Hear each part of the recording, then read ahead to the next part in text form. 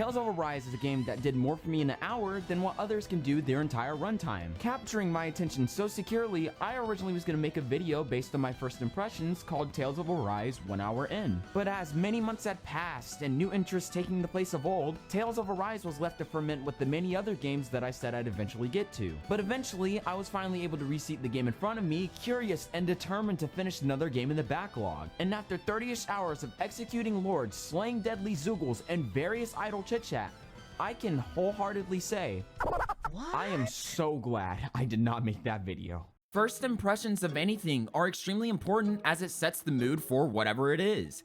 And for Tales of Arise being my first in the series, it does this excellently.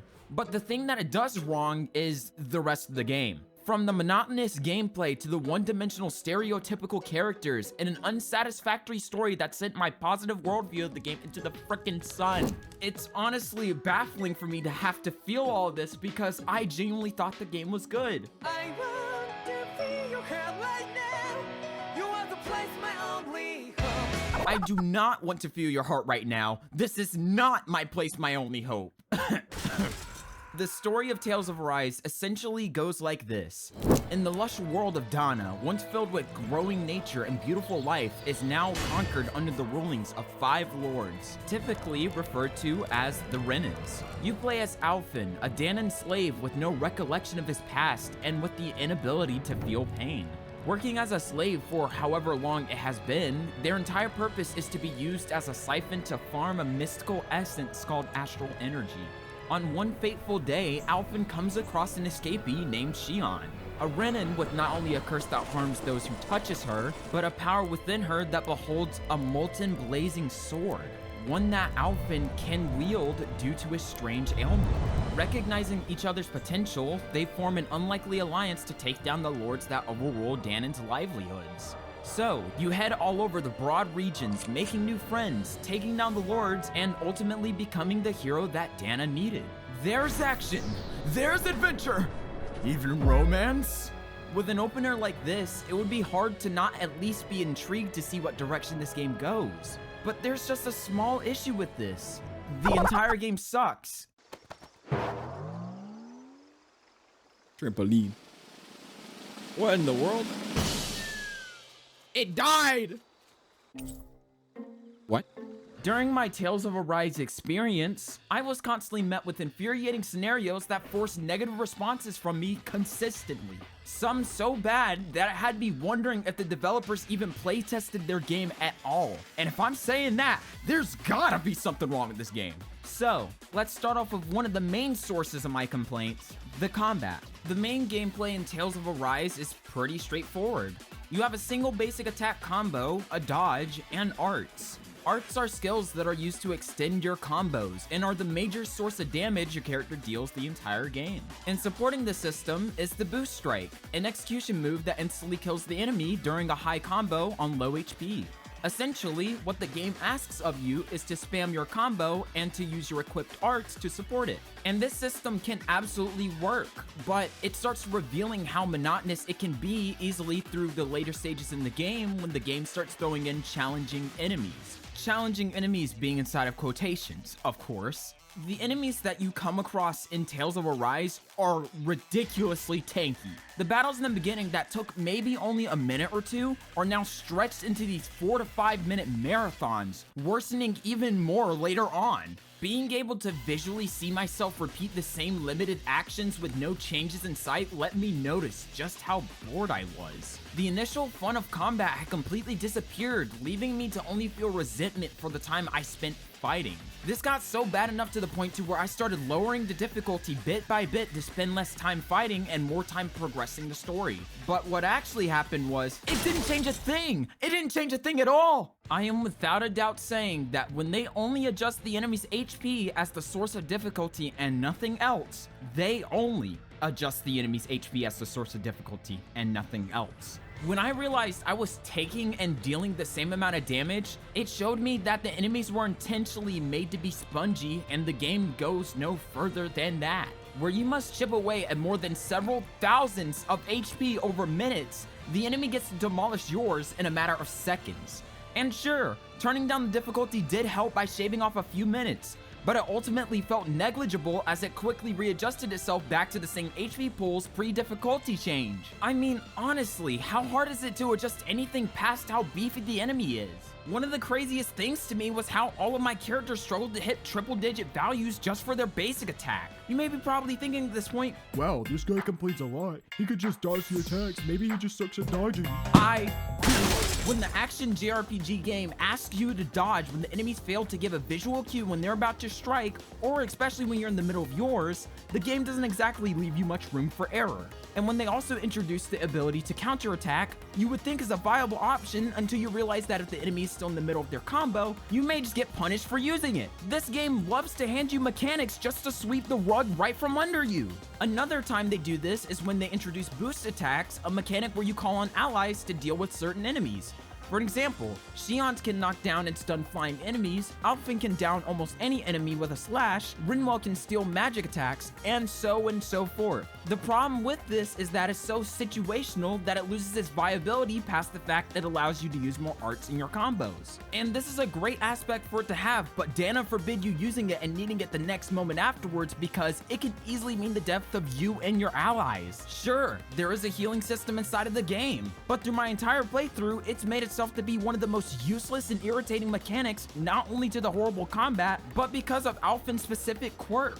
With Alphen's ability to wield the blazing sword, you can do some insane amount of damage, but at the cost of your own HP, which makes sense from a storytelling sense. But at some point, it becomes more of a hindrance to yourself compared to the amount of damage you can deal to the enemy. You'll have more situations where you accidentally kill yourself, leading to an extensive loss of cure points. And if you ran out of cure points, you were forced to walk your way out of the dungeon just to teleport to an end to refill the gauge and then walk all the way back again. Oh, well, can't you just use the items to support you? Not only will you find yourself extremely poor through a good portion of the game, only receiving money through selling dog tags and completing side quests, but you will also not unlock an actual money-making method until after the third lord, and that's frickin' fishing! Tales of Arise is the only game by far that will make me go back on my words. If a game has fishing in it, it is a good game. And just when you think about stockpiling items after gathering a ton of money, they then put an inventory cap on each one of the items just so that you can never be too prepared enough. I know, right? Let's keep punishing the players for putting even more time into our game.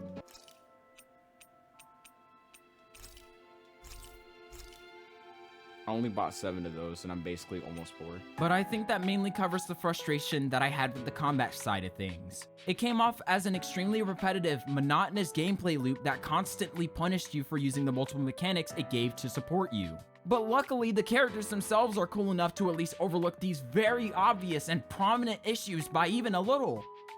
Right? Right? No, they're not. Throughout your time progressing the story, you will very quickly learn the anime archetype that each character is supposed to fit.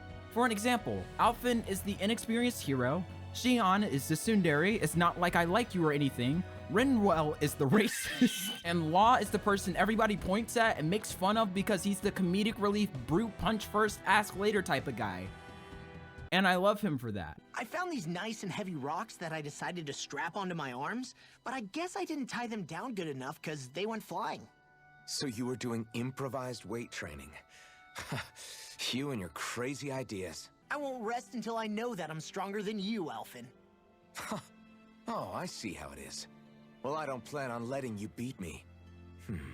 Maybe I'll add some weights to my sword and practice swinging it. Granted, every character has a reason for why they act the way they do story-wise, and I personally wouldn't have much of an issue with it if they didn't just constantly ping-pong back and forth from their previous character developments. Rinwell going from hating her Ren and allies to confiding in them just to return to blaming her teammates for everything they've gone through as slaves is one of the most tone-deaf things I've seen in characterization. And it's not like I'm saying that a character cannot resort back to their initial beliefs, but every time it happens in Tales of Arise, I swear it's at like the drop of a dime.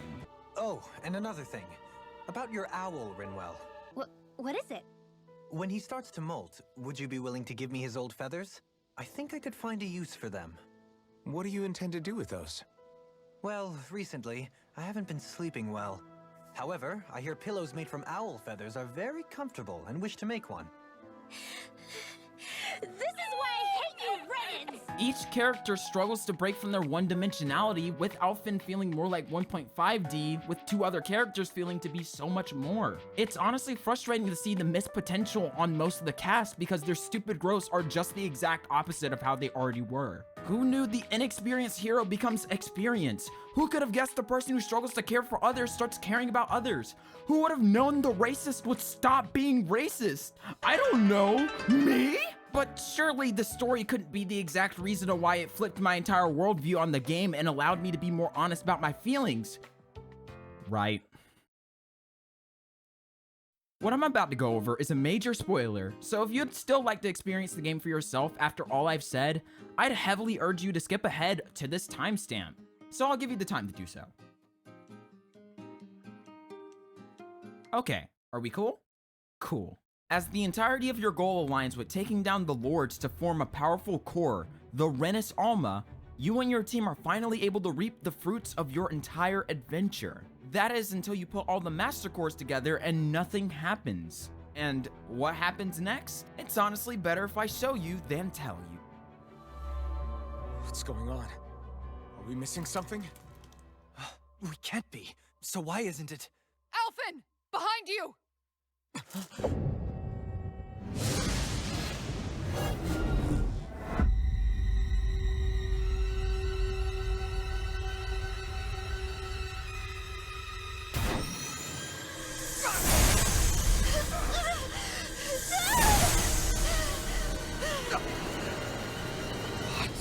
Xion, are you the maiden?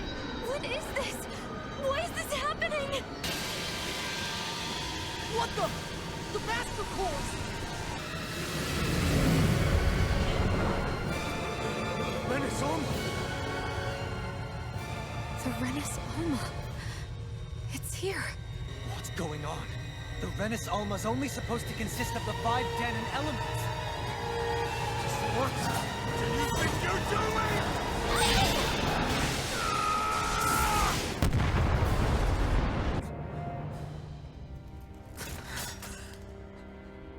She disappeared? What in the world just happened? Is it over? No.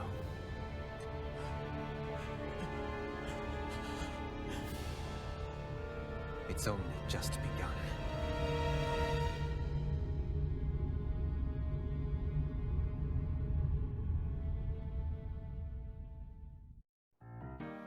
Itsumo kimi ito.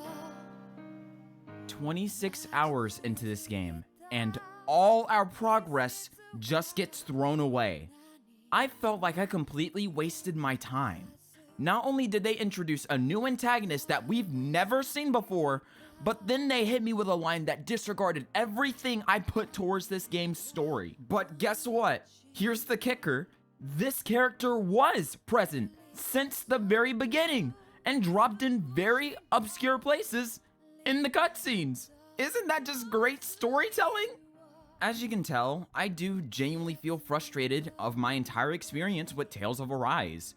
In a way, it just felt like the game really overstayed its welcome. Sure, there were some plot holes that needed to be explained, but I don't think introducing a hidden gorilla bigger evil was the right play. Knowing that alone made it apparent that I didn't want to progress Tales of Arise anymore. I just wanted to finish it. Seeing that it had such positive reviews honestly still surprises me, and maybe it's just something I don't quite understand.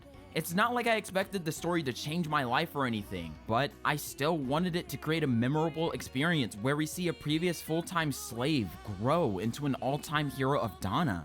The game admittedly does have an amazing start that can capture a lot of attention, but then it just does that little dice roll thing with your eyeballs and then throws it in the garbage bin and burns it. It's just upsetting.